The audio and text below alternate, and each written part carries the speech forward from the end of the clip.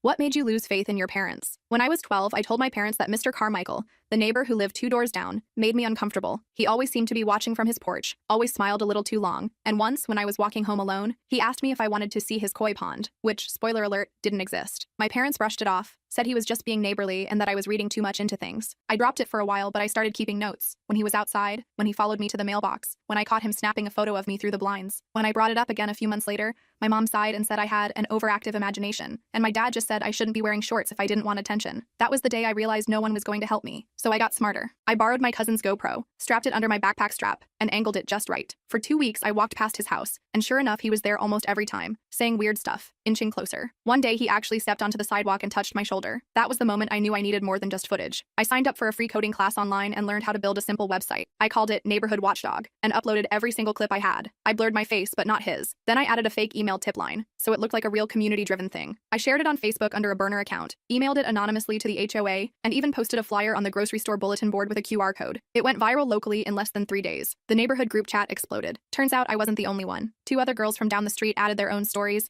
and someone even uploaded an old news clipping about Mr. Carmichael being questioned years ago in a similar case that never went anywhere. When the cops showed up at his house that weekend, my parents were stunned, especially when a reporter showed up the next day, asking if they knew their daughter was the one who exposed him. My mom cried and said she had no idea, and my dad said something about just trying to keep the peace. I didn't say a word, but I did get a text that night from one of the other girls. Thank you. I thought no one would believe me either. I never took the site down, and I never wore long pants just to make other people comfortable again.